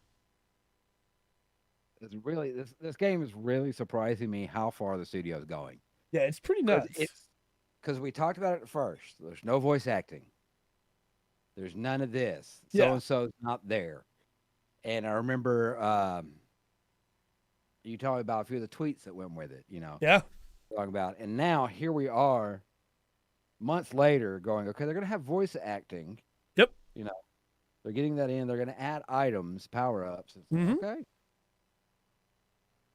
People are loving it. People are losing their minds. People are so stoked. Yeah, I know, and I don't think it's good. And I'm glad the company's responding. Yeah. And it feels a little bit like they went, hey, the new WB one has voice acting, so we should have voice acting too. And people are loving that new WB one too. It's got the Shaggy 1% of my power meme. Yes. So Yeah. it's pretty great that we're in a world where people love something enough that the company went, yeah, we can spend hundreds of thousands of dollars to make this better. Yeah. Yeah. Well, and it goes back to, I think, love or hate capitalism. Yeah. Capitalism works best when it's consumer driven. For sure. And I think a lot of people got a wake up call with the Sonic thing. Yeah. Oh, hey. Yeah. We can make them pay attention and do something different. I agree. Also, like, Tom Kenny is not cheap. Like, him alone is incredible. And Yeah. I have been told, I'm not sure, I don't have sources for this. I've been told by the internet machine that it's not that they wanted to replace Nigel Thornberry's voice, it's that Tim Curry was not healthy enough to be able to do it. Understandable. So, play Yeah. Shaggy for sure. Oh yeah. Heck yeah. So, very, very cool. Cool. Oh, that got me. Voice is tough to do. Oh, excuse me. So, next up. Give me a second. Oh, no, you're good. Take a second. I'll talk about Guild Wars 2 while you do. Guild Wars 2 is changing. Again, Guild Wars 2 update. Also, just real quick, I haven't done anything with that Nickelodeon game yet or the WB game yet, but now that it has voice acting, I can play it. That's not what I was waiting on, but Oh yeah, the Nigel Thornberry voice has to be tough on the throat, right? I can't even really. It's like smashing. I can't even really do it. It's pretty tough. I have a water here as well that I'm going to take a sip from. Oh, he doesn't have a water. I was wrong. I was trying to be trendy. Yeah. Yes. No, that's a really interesting voice. So yeah, Guild Wars 2 had an update, and update was today. That's what brought in some of the new event stuff.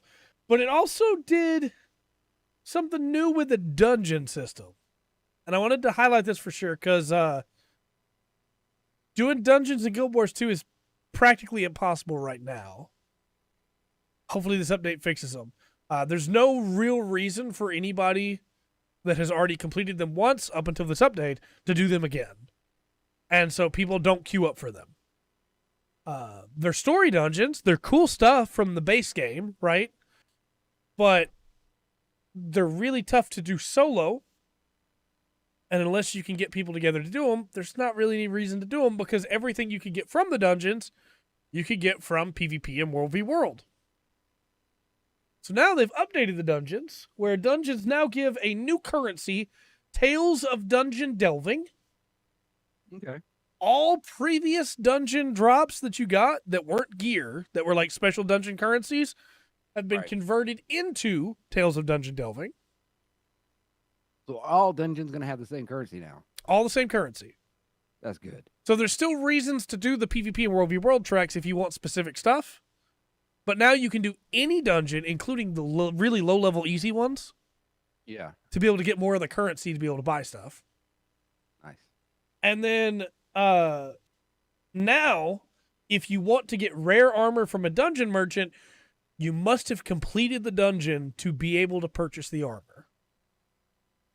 Which makes sense. It means people will actually run them now. Yeah. Also, to purchase exotic armor, weapons, and legendary gifts from dungeon merchants, you're now required to complete the explorable mode of the dungeon at least once. But if you've already completed them, you have them cleared already, you don't have to go back and redo them.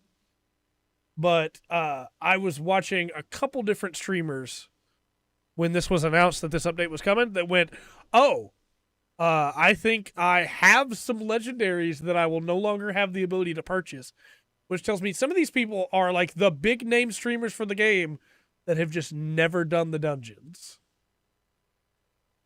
Because there was no reason to, you know? So, yeah. Hopefully this fixes that. And now, the final chest awarded after completing each explorable dungeon path will now award one piece of rare equipment.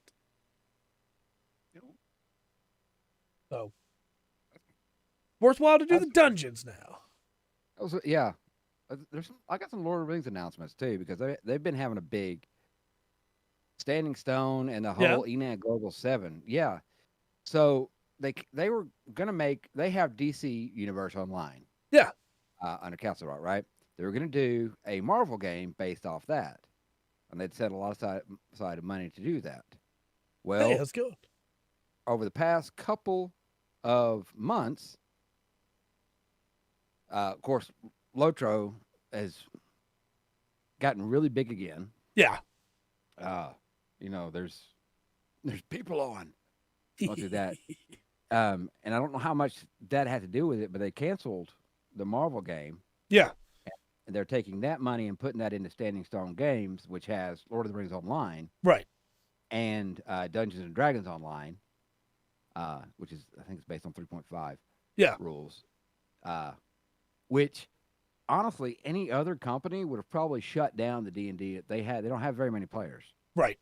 But they keep it going and keep going for the community that's been there for 12 years now, I think. I'm not surprised at all that they would keep a game going, even if the player count's low. Yeah.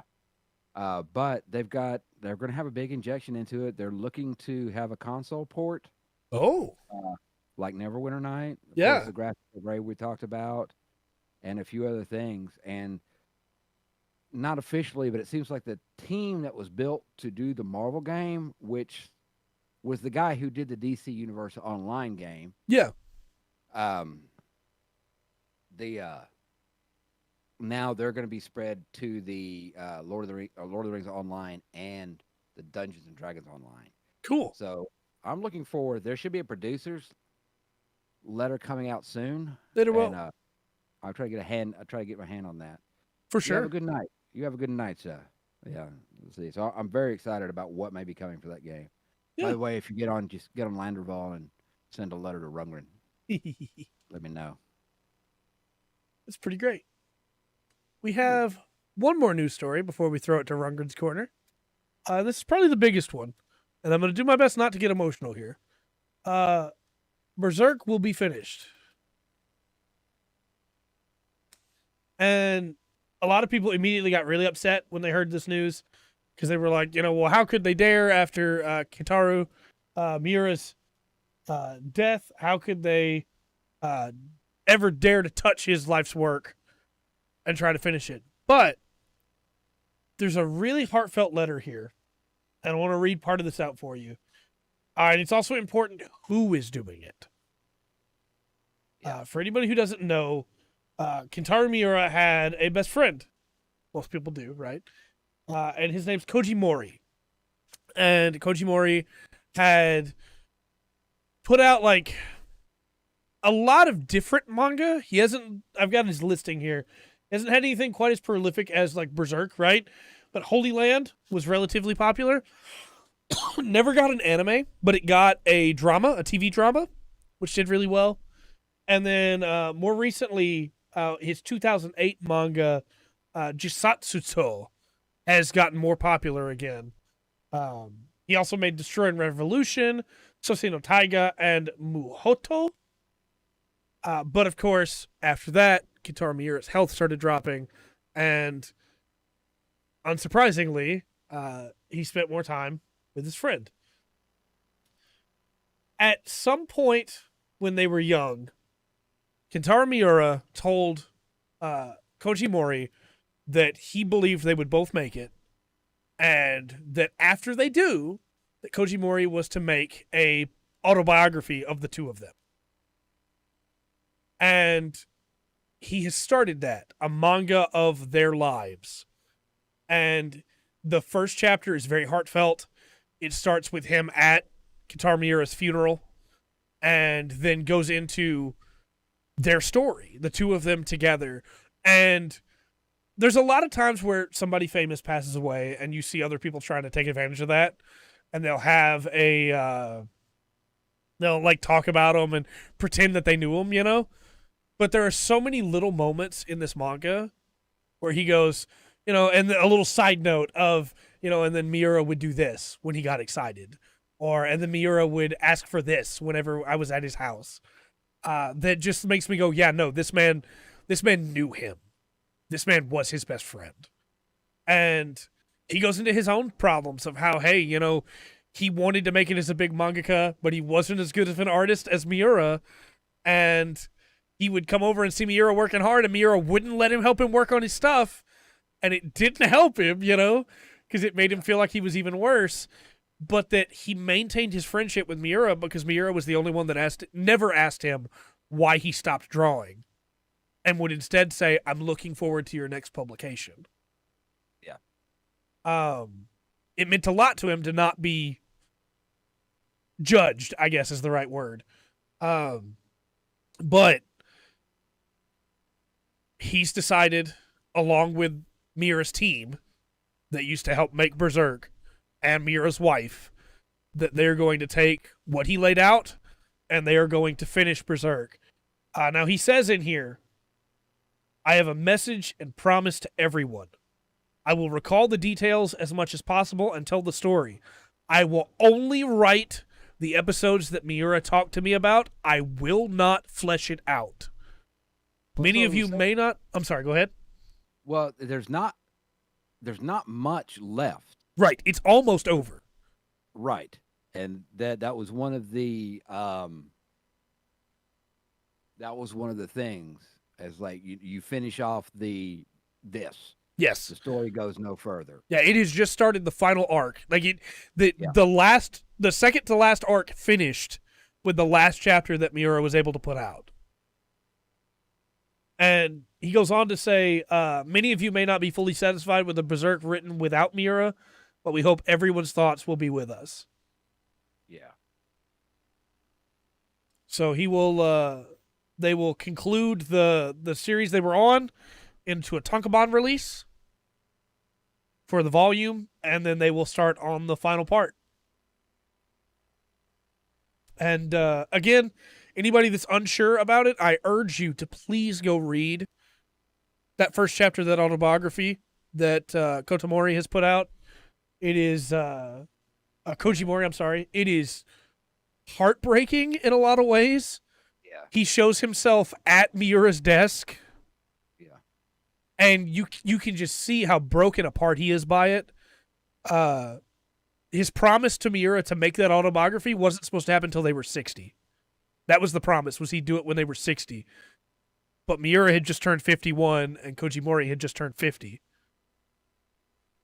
So this is a little bit different because this is built, you know, yes, the man is behind it. Right. But there's a team there.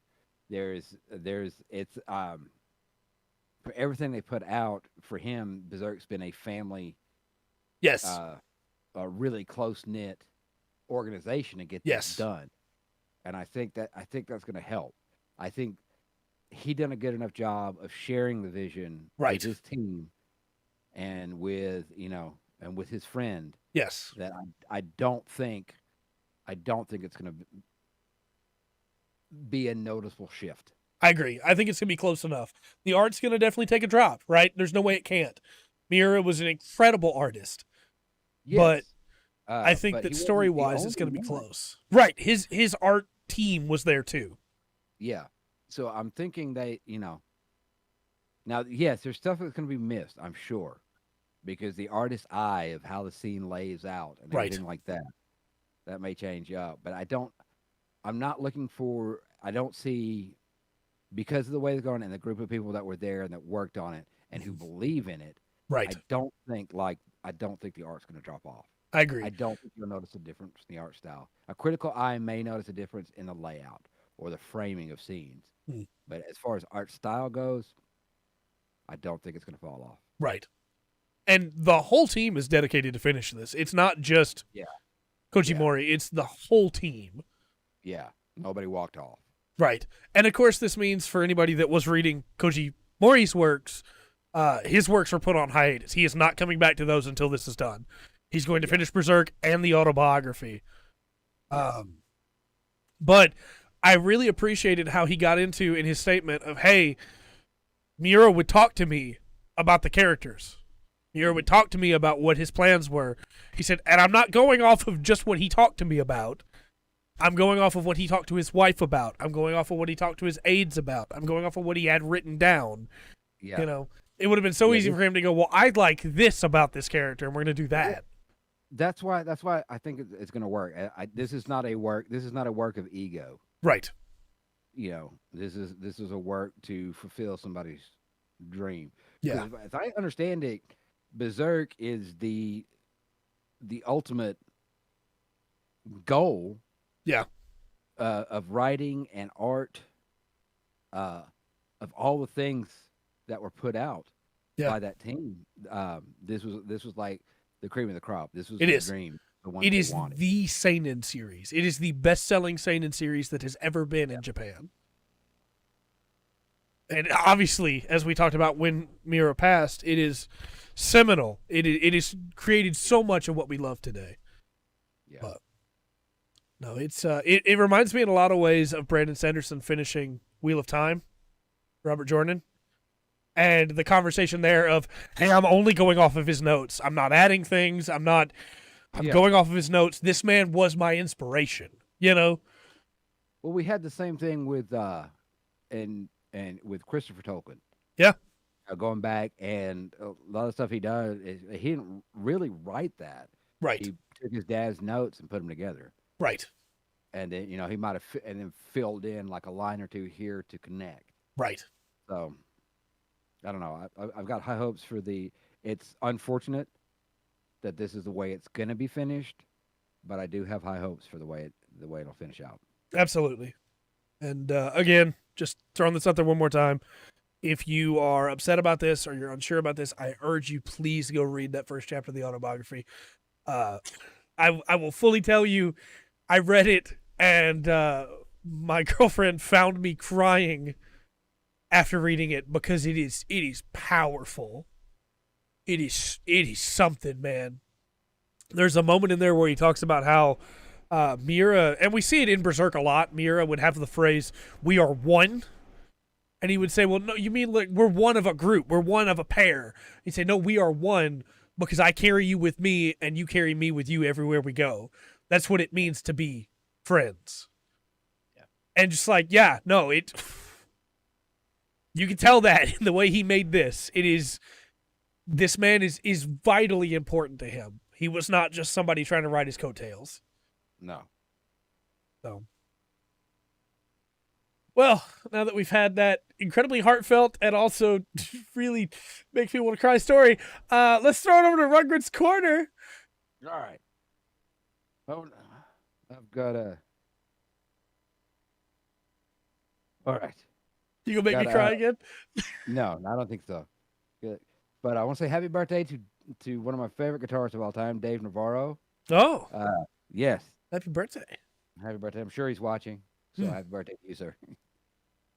Sure, I'm absolutely 100% sure Dave Navarro is watching us. Okay, and I do have a story. Okay. Okay. It's about this 26-year-old lady. Her name is Sophia Furtado. Okay. Yeah. Now, she was having a long day. She worked for DoorDash. She wasn't having a great year. She had failed the national registry certification test for paramedic. Okay. And she has 2 children, and DoorDash is doing okay for her in the area Right. she lived. Well, it was almost the end of her shift. It's getting dark. She didn't do it. She gets one more call for a DoorDash from Papa Gino's Pizza. I'll take this place. She got to think for a second and debates. It's been a long day, but she could use the money. She'll go ahead and make this run. So she goes and picks it up and drives along and taking it to the delivery spot. Now,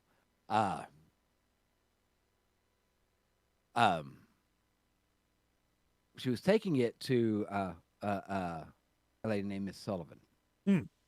And she wasn't thinking about it, but as she came up to the address and she got out of the car, she saw Miss Sullivan, who'd been waiting outside, laying on the ground. Oh, in a no. pool of blood.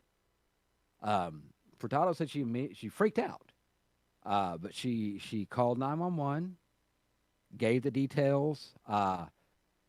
She wasn't sure there was a lot of blood, and so it was starting to congeal. So she knew, obviously, she's had some Right. training, some schooling. She knew, I don't know how long this person is or how long they've been there. Based on what she thought, she saw this lady's been here for like 15 minutes, laying unconscious, based on the blood coagulation and things like that. But she checked her out. She got on the 911 call. She got a blanket, kept her warm. She stopped the bleeding, and then she also checked her neck, stabilized her neck to keep her in kind of spinal injury, and stayed with her until the ambulance came and got her taken to the hospital. And so Miss Sullivan survived. Her husband had been asleep inside. He had her husband, of the lady that fell, he'd been asleep inside. He'd been a long night of work, and he just was wore out and passed out. Turns out the lady's knee had just given out, and she had her hand on the rail. Right. And when she wanted to catch herself, she missed the rail. Yeah, and went down. And her head hit the concrete. Yeah. A police report was filed, and obviously the police were, like, wow, great job. Right. You saved this woman's life. And Miss Sullivan's husband, Robert, he got up and, she said his quote was, "Had she not been there and informed me, I would never have known that her had been lying on the floor. Miss Sullivan was lying on the floor, blood all around her. If any of us were a few minutes late, she wouldn't be here with us." Right. Her condition is stable now. Her husband reached out to DoorDash to get Miss Furtado's number, so you just tell her thank you. Right. Doing that, and I've got to give a little bit of props to DoorDash here, okay? Because I think many companies would be like, and that's the kind of employees we have, right? And instead, DoorDash was like, wow, we have somebody like this working for us. Right. That's good. And yeah, I just think that's a real the statement. They said they find it very honorable that they can show appreciation. Right. So they took nothing, Good. I think that's really cool because a lot of tone deaf, obviously, a lot of companies would be. Oh yeah. Like, this is the kind of environment that they're like, we hey, foster and yeah, exactly. And they're like, no, we're man, we have somebody that's like this working for us. That's great. Yeah, that's awesome. They really pointed back to her, and they gave her $1,000 educational grant. Good. So finish that out. Yeah. She earned it. Yeah, and she got a little award from the police department, and then the local emergency thing got in touch with her and gave her like a super discounted rate. Yeah. To get into their medical training program. Good. Yeah. So she pulled a good Samaritan. She did the right thing. She saved a life. Yeah. It wasn't anything dramatic. The lady's knee gave out. She hit the ground. She hit it just right. Yeah, it doesn't have to be dramatic. We're so fragile. Yeah, and you hit just right. The and the she just happened to, yeah, I'll do one more. And the trained paramedic is the one that came up on this lady. So good job, Miss Furtado. For You sure. saved her life, and thank you for being trained and taking care of it. Because like I said, she saved that the husband was inside. He didn't know. Yeah, he wouldn't have known until it was too late. Yeah, crazy. Also, like, props to actually doing it. A lot of people freeze up in the moment, even if they've been trained. And that's one of the big things, right? That's one of the reasons why everybody's like, many people would have just left. Yeah. Oh, none of my business. But no, she took the extra steps. Yeah. Awesome. Great job. Yeah. Yes. What's weird is it came not long after something similar happened in the United Kingdom. There's a grocery company, Asda, there. They have a delivery, and a man named Simon Gilbert, he was 35. He found a man. He went to deliver and saw the man laying inside. I don't know when the delivery was set up. Knocked on the door, tried to get his attention. Couldn't hear anything. Had to go in and say that the man had been laying on the floor for 3 days. Ooh. He'd fallen and could not move. Yeah. You say that man's life. So a couple of these delivery drivers coming through and doing the right thing. So, Good on you. Yeah, that's a good uplifting story. For sure. All right. You got any plugs for this week? Come play Lotro with me. Yeah. Landreval is the server. Landreval, yes. It's named after one of the great eagles. I think it's the second command, maybe the third. I'm going to plug Rundgren. Oh, yeah. Yay. Check his stuff out. Appreciate it. It's okay when my side does it. That's the name of the song that just went up the other day? Yeah. So. If anybody wants to understand my political views, that'll probably lay it out. Very good. I have everything cleared. I'll have my second album coming out. Videos every Sunday. New music every Sunday. We'll have videos coming out. The album will come out on August 14th. Yeah. Still shooting to get 3 albums out this year. I'm trying to do it. I'm putting on new songs. Working on new songs for the 3rd album. So heck yeah. Till the last couple of words. Very cool. Very cool. I'm excited to get to hear them. I'm also really excited to get to own a couple of those songs on album. For sure. Man. Vocals are very low. Ooh. What? I'll get better. That's the whole point of it, mate. You put a song out, I got to get better. I'm excited. Better mix and play and everything else. Yeah, it'll be good. All right. Also, speaking of plugs, don't forget Thursday show. We got a special show coming up this Thursday, covering Mordenkainen's Monsters of the Multiverse still, but we got a special show wrapping up the races before we go into the monsters. I thought we were in monsters. We wrapped up the races, didn't we? We are, but you wanted to do the classes. Oh, yeah, we'll have a few minutes. Yeah, we're gonna line up classes with the new races, see what we think. That excited. Yeah, we'll do that. Then get into and then the discussion is on. After that, we'll be on all the new monsters and the Mordenkainen. And I have looked into a few of those already, and I am very excited.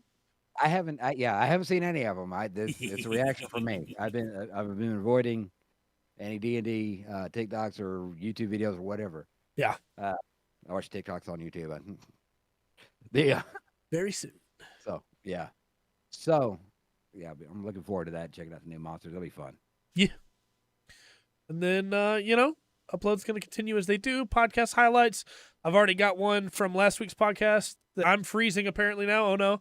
I got one from last week's podcast that is going to go up, and I'm pretty excited about that one. And then we'll have something from this podcast, I'm sure. And then we'll have Guild Wars 2 videos every week until we run out of things to talk about there. And we'll have a couple of first impressions that I'm looking forward to soon. But apparently I'm going to just be frozen for the rest of this podcast. So we should probably go ahead and go. And MMO Monday. Yeah. We've been talked about at the beginning of the year. We're trying to get that finalized so we'll start getting something going on that. And I think you'll be watching watch it here on Twitch. Yeah, So please look forward to that. yeah. We'll give an announcement before that starts. Yeah. It will be on Monday, so I know that. Well, you Good can't God, see me that's looking funny. at you, but I'm looking at you. All right. And please, and by you I mean the viewers, of course, your wonderful, beautiful faces. You know, hey, I haven't said that in a while, and you know, we keep glossing over it sometimes, but just a reminder, hey, you're all incredible just for being here. So thank you so much. Really appreciate y'all. And by being here, I also just mean like on this planet. So Yeah. all right, with all that said, I've been Trey. I've been Rungren. We've been the full spectrum. Remember to always. Oh no, I messed it up. We've been the full spectrum. Remember to always enjoy the full spectrum that life has to offer. Yeah.